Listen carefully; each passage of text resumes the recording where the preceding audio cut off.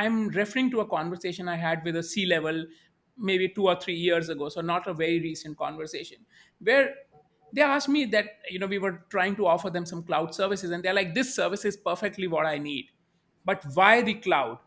And of course we had a few hundred points of to explain why the cloud. But I ran into this gentleman a couple of weeks ago, and they are like, and at that time there was a huge outage going on.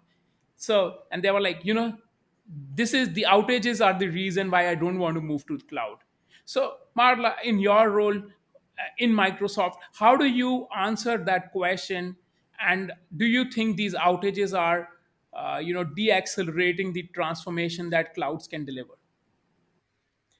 Well, let me start with the outage answer, and then I can also offer a little bit more color if there's interest in kind of why the cloud, because there's now so many answers to why cloud.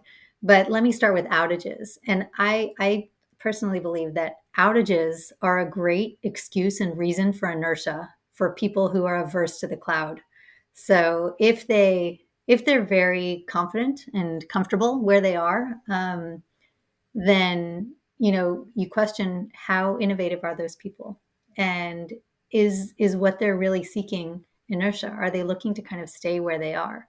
And to those people, I ask about what is their alternative. Has their on-prem infrastructure ever had an outage? Has there ever been an error in communication between systems?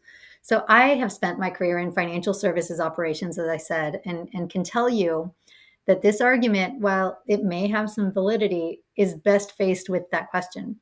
What other alternative is out there that eliminates all outages?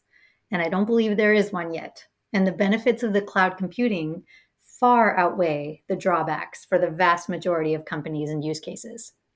So you kind of look at cloud and what it can achieve. You look at scalability, you look at cost efficiency, you look at interoperability, you look at the ability to get something up and running without kind of having to engage with any number of infrastructure decisions and setups.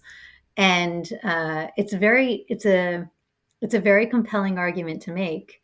And you can ask the question about outages, but you have to look at yourself really well in the mirror and say, well, have I ever had an outage in kind of the infrastructure that I set up? I bet in most cases the answer is going to be yes. And there's also alternatives. If outages are your primary concern, you can have failovers in the cloud, just like you can have in whatever infrastructure you set up independently. So you can have any number of failovers. And if you choose not to pay for those failovers, then that is a measure of how important protecting from outages is to your business.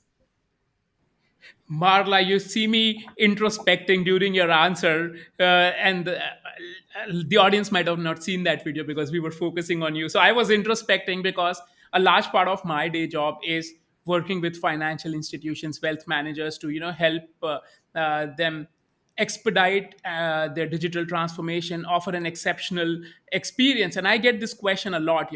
I was thinking, oh yes, I can now take like a video recording of this, and each time I get this question I can use Marla's answer, because that is a wonderful answer. Like all those people who are who have ever tried to convince somebody to move to the cloud, I think they can use this answer now.